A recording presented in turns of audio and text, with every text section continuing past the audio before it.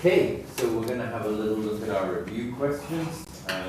We've been working with our high level AA math. Our goal here is to analyze problems and solve them using binomial theorem, discriminant trigonometry.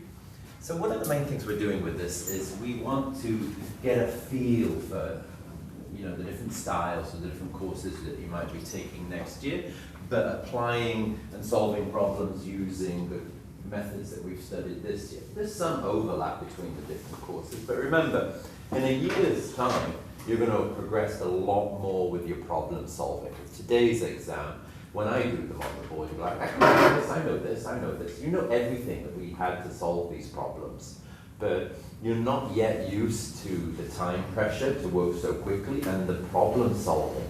Particularly the third problem, I think, requires a lot of problem solving on this. The first stuff aren't too difficult in that they're fairly standard type procedures, and as long as you get used to working with this kind of a level, when you're studying the course, you will improve. So don't worry if we really badly today. All right, let's have a look.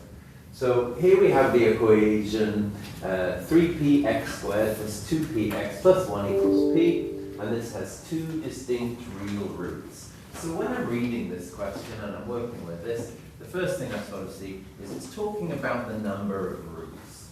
So whenever an equation is talking about the number of roots, it's talking about the discriminant. You need to train yourself to when it sort of talks about the quantity of roots of a quadratic, this is a discriminant question. So to use the discriminant, we need to rearrange this equation into standard form. A lot of people mess up on this big time, end up with 0 points because they're not doing it in standard form. So let's put it into standard form. We get 3px squared plus 2px plus 1 minus p. There's our value of c there at the end. And that was a lot of people. So we want two real roots, and they both have to be different. So we want the discriminant to be positive. So let's just pop up discriminant is bigger than 0, which implies that b squared, that's 2p squared, minus 4ac, 4ac,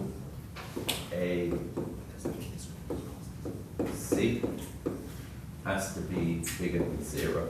So I wouldn't do any sort of simplification there on that one, even expanding bits and pieces, just because I want to make sure I get that first point. And if I mess up the expansion, at least I'm putting it up there, so I'm not getting it wrong. Let's say you decide to, often when I would write that up, I've still managed to, but when I would write that up, I might go straight to 4p squared. But to avoid that and not do that, you might write 2p squared if you make a mistake, and then you're just wrong. So it's good to put it there in the brackets. So we need to do the expansion now. This is going to give us 4p squared minus, I'm just going to expand this using the distributive property, where I've got 4 times 3, which is 12p, times 1, which is 12p, that'll be negative, minus 12p. 4 times 3 times minus p, which will give me plus 12p squared, has to be greater than 0. Okay, simplifying and rearranging a little bit. Let's divide through by 4. I've got p squared minus 3p plus 3p squared is bigger than 0. Collect together like terms. I've got 4p squared minus 3p greater than 0. Factor. Take out p. I've got p bracket 4p minus 3. It's bigger than 0. Solve to find the critical values. The critical values are going to be p is equal to 0. P is equal to 3 over 4, so 0.75. So now I need to solve the inequality. So solving the inequality, I'm going to put up a number line like this. I've got 0 here, I've got 0.75 there. My first factor is the factor p. this factor is negative, and then it goes positive there at 0. My second factor is 4p minus 3. That's negative, negative, and then it goes positive here. So my resultant expression, p bracket 4p minus 3, is positive, negative, positive. So now I can go back to considering my inequality that I'm solving. For this inequality, I want the expression to be bigger than 0. If I want it to be bigger than 0, I want it to be positive. So I need it to be positive here and here. So this one would be p is either less than 0 or p is greater than 3 over 4. Just double check, I'm looking for it to be real and distinct, which is why I don't have greater or equal to 0, which is why I don't have greater or equal to 0, 3 over 4 here. I want real and distinct roots.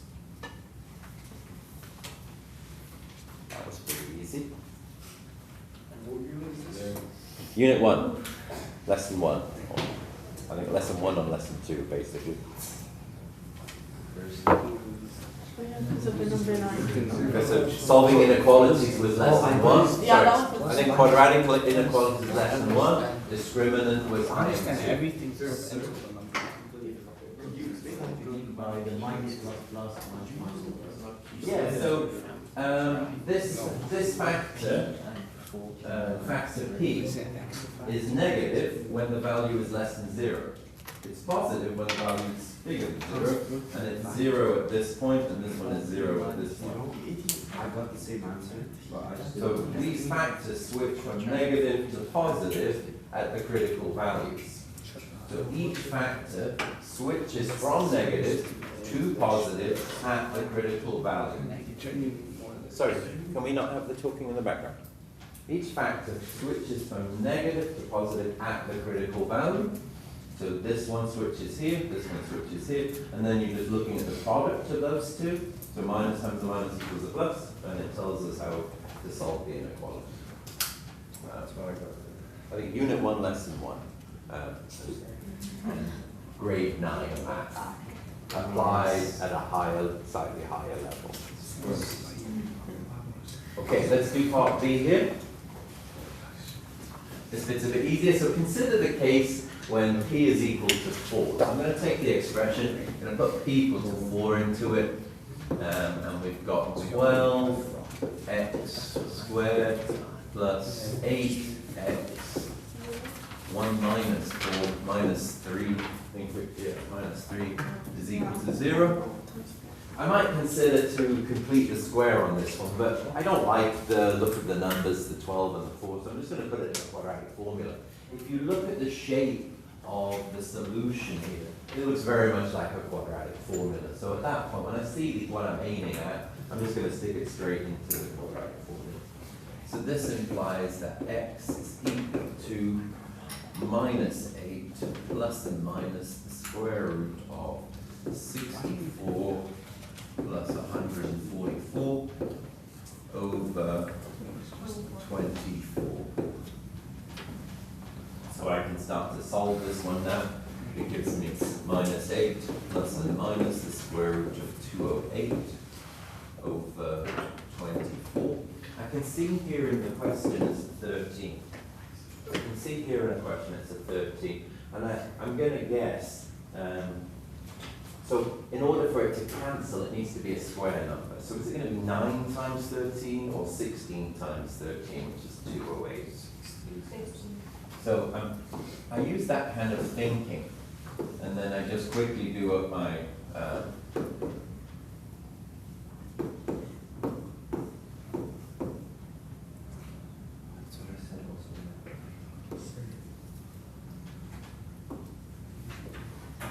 So I use that type of thinking. I know it's going to be a square number, so I have to end up with 13. I know that one of the products is 13 times some square number is going to be 208. So instead of dividing 208 by 16, I just quickly did that. Well, I got a point for writing 12 squared plus 8x minus 3. No. We don't get a point for things that are wrong. No, I mean, I think like when he, like the first one. Yeah. If we were not. Oh, no. I'll go through the marks here.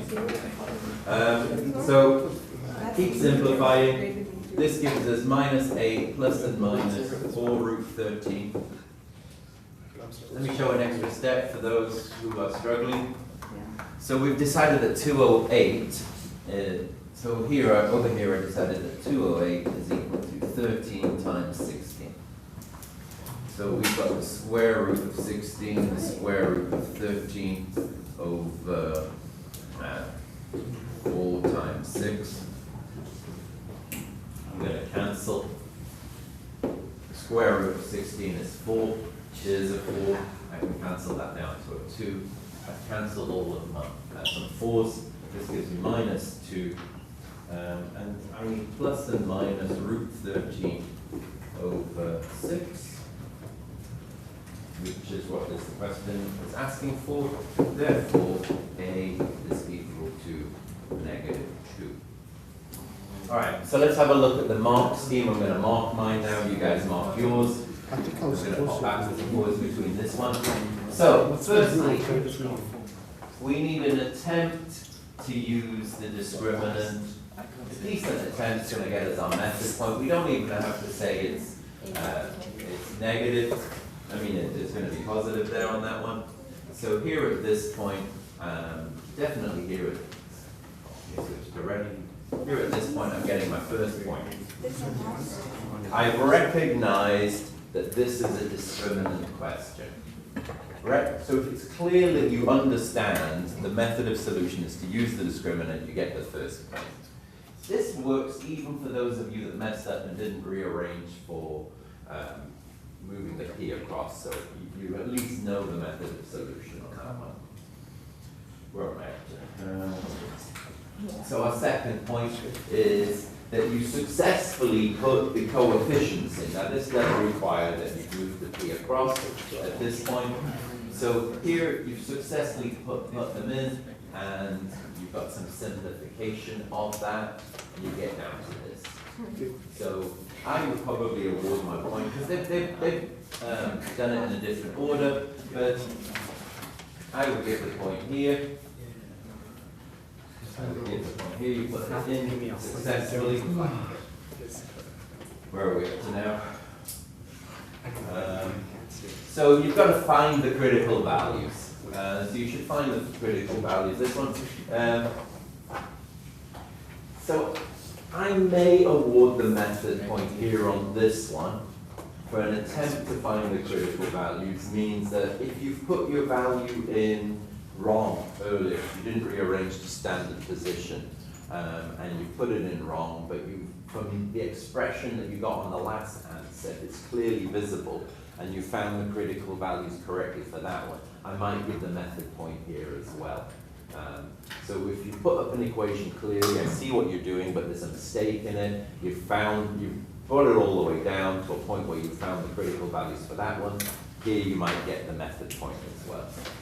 You won't get that first accuracy point. So recognition that the discriminant has to be positive, another method point. So even if it's slightly wrong on this one, so let me get the last one, I got critical values here, there's my point, and then I've got recognition that the critical value needs to be positive. I picked it up there at the beginning.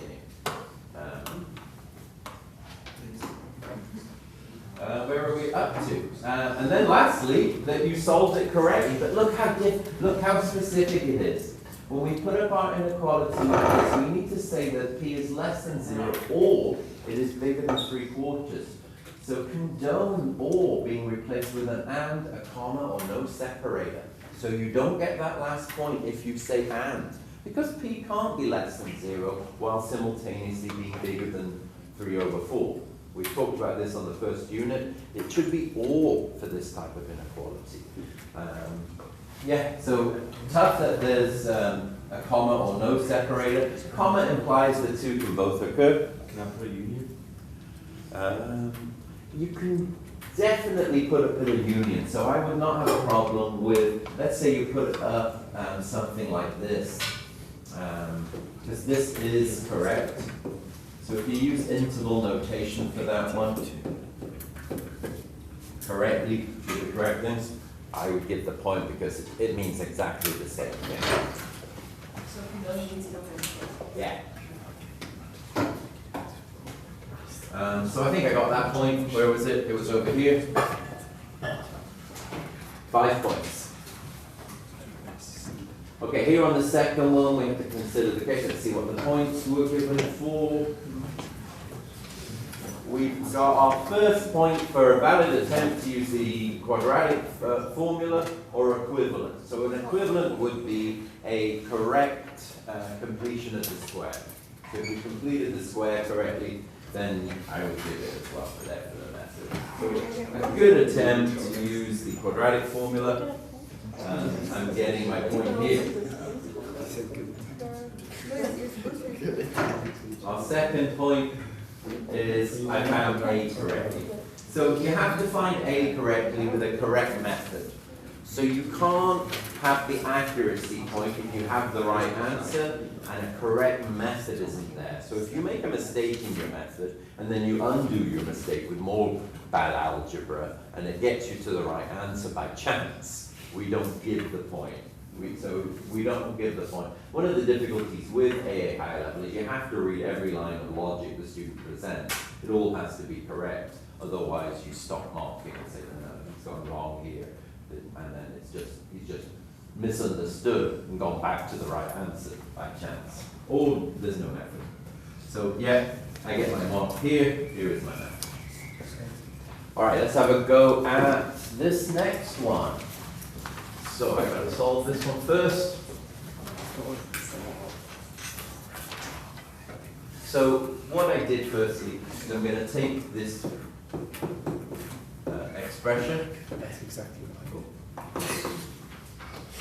I'm going to take this expression and we're going to expand it using binomial theorem. This is going to give us 1 plus NC1 times K times X plus NC2 times K squared times X squared plus dot. So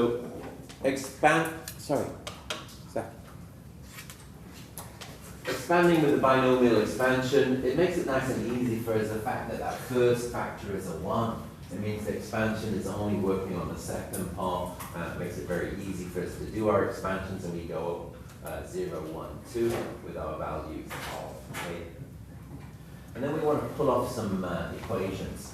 So I'm going to pull off this second equation here. So I'm looking at the two numbers here and here. Looking at the two coefficients here and here. I can see that in that second one, there's a k squared, and there is here. So I'm going to go for NC2 times k squared times x squared has to equal 28 k squared x squared. Cancelling through, I've got NC2 equals 28. Shouldn't the first one be NC0 because that's the first term? The 1. No, yeah. The 1. You know The 1. The 1. Yeah. NC0. Oh. First term. 1. Second term.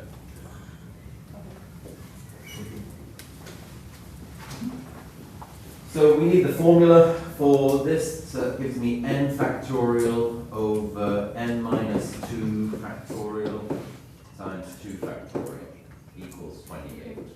Simplifying that, I can pull out 2 terms from the front of n factorial. What are the first 2 terms I can pull out? The right one. And then n minus 1. N minus 1, and then what does that leave? N minus 2 factorial. N minus 2 factorial over n minus 2 factorial times 2. I'll simplify that. The n minus 2 factorials cancel each other.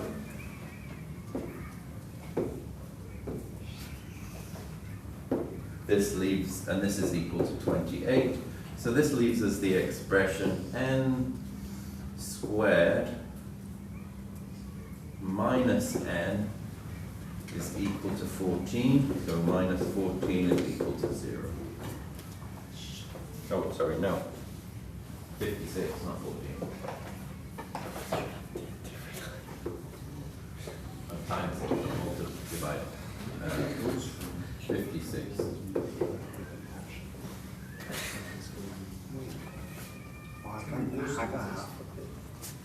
Factoring.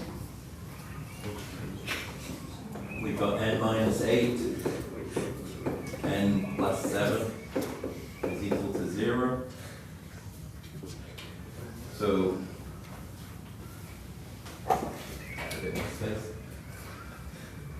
Can n be negative? No. So let's reason n is positive, which implies that n is equal to what value? 8.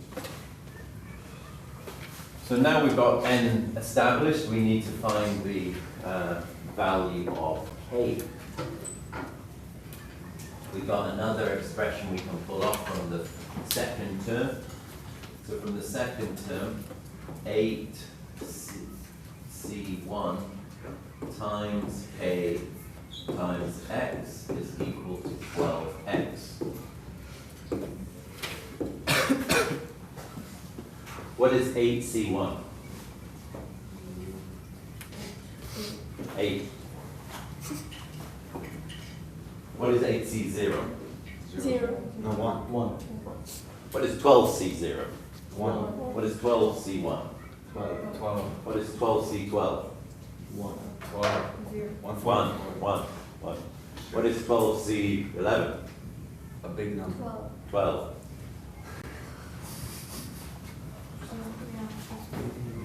Yeah. 8k equals 12. K equals what? 12. So 3. Is it 3 over 2? Yes.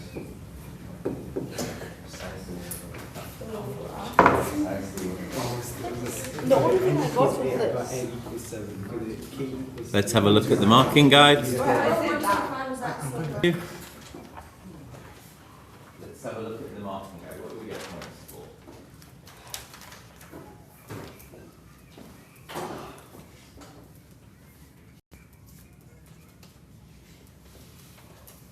Okay, so attempt to apply the binomial expansion. That first line, I've done that one. Or you produce, sorry, I think this is NC2 equals 28. And NK equals 12 as a gap missing. So you find these two equations, or you do apply the binomial expansion, or even that you're coming to this point. You're going to get a point there on that one. What is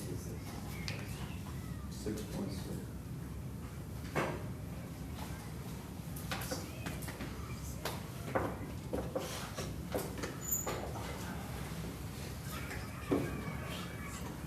Okay, so attempt to find this.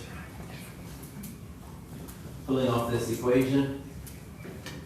Simplifying down to here. Finding the value of n. And finding the value of k. Here are the 5 points. What there's the The 6 is the other point.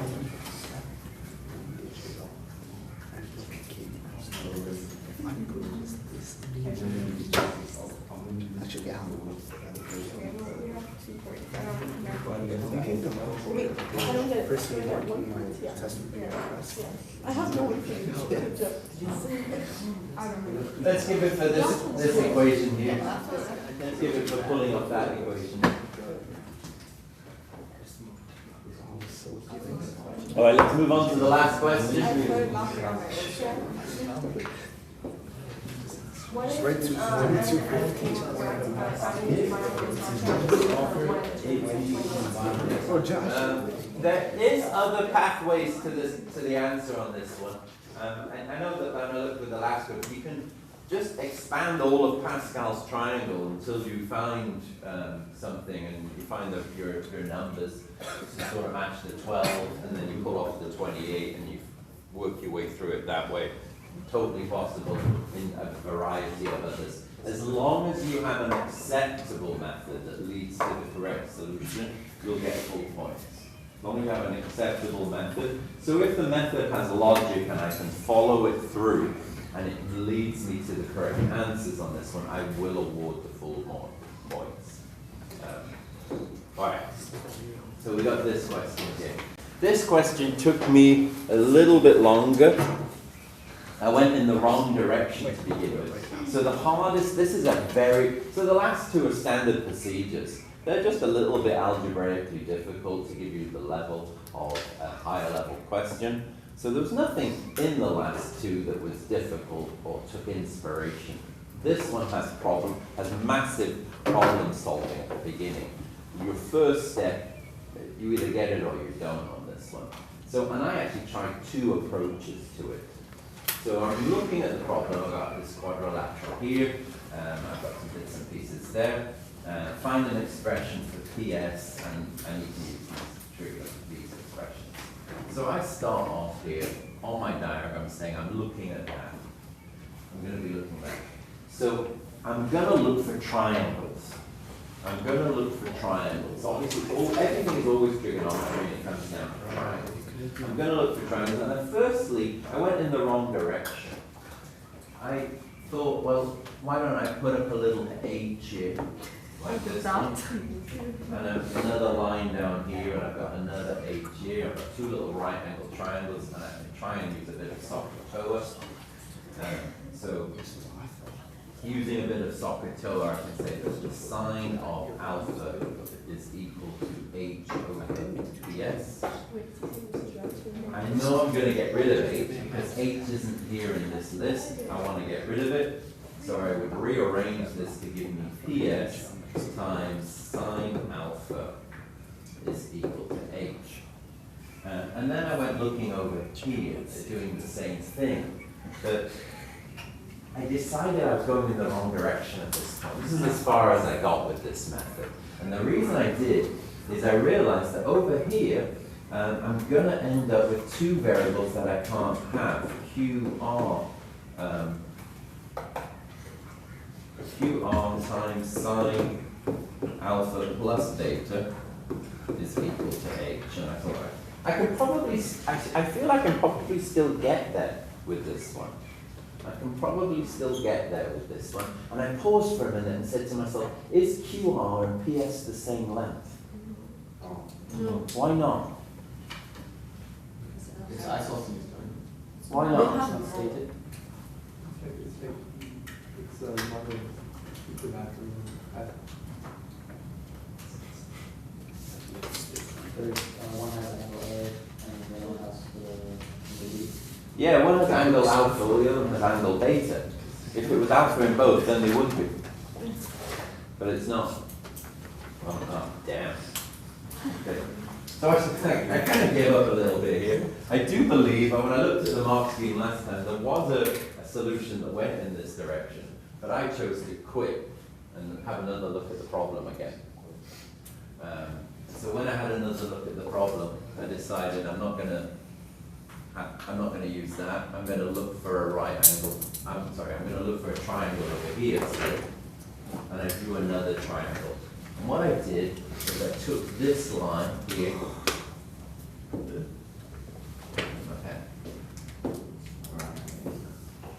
I took this line and I moved it across until I got to here.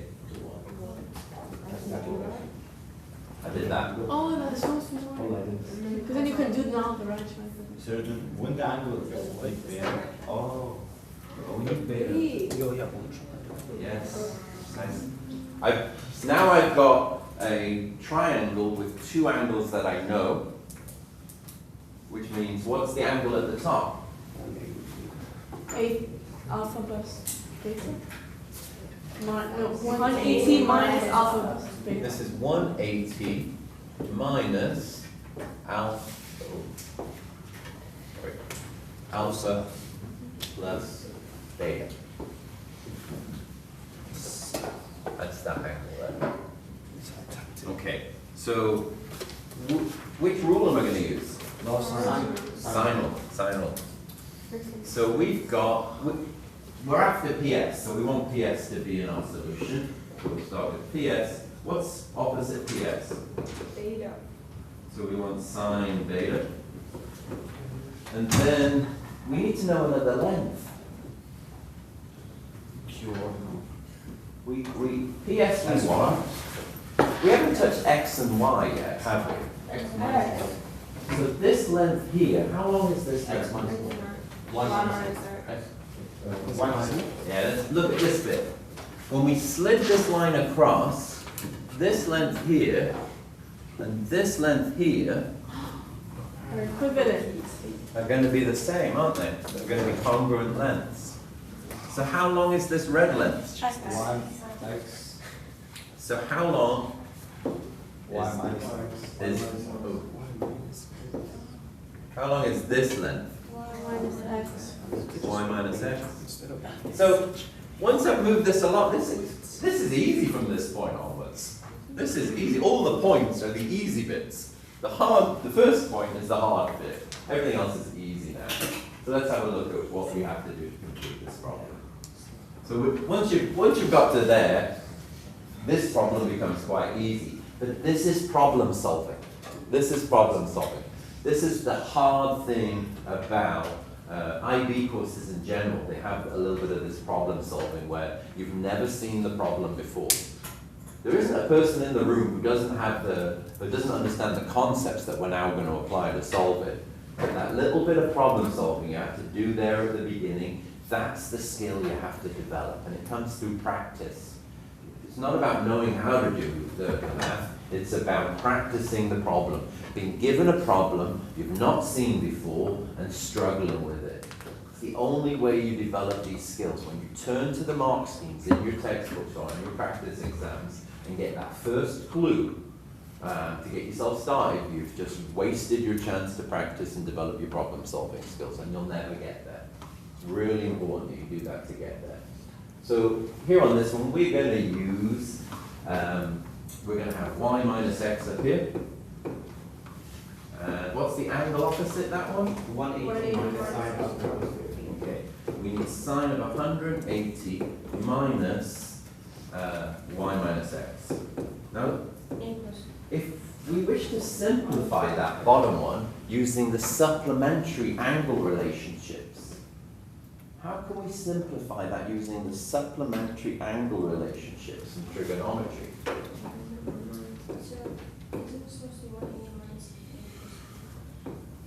Yeah, that's what I'm gonna say. Oh, here, sorry. Alpha plus beta, isn't it? So would you use your compound angle identity here?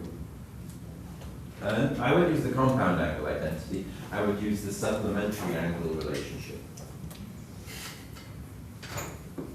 The compound angle identity is more complex. How do we simplify that? Let me write it up. Sine of 180 minus theta is equal to, now apply that.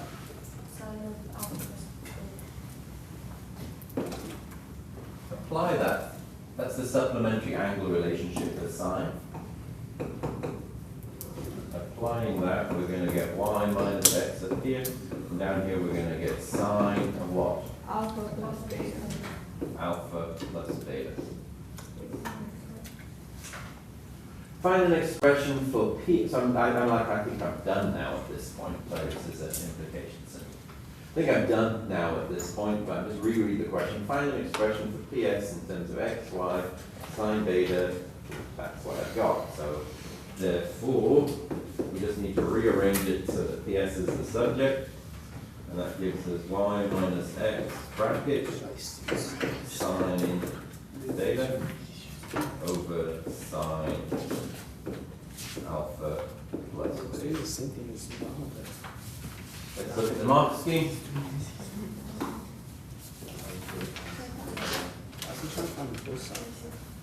Okay, so you see here in the mark scheme, there's two methods. This method 2 is the one I started and gave up on. So I found this one.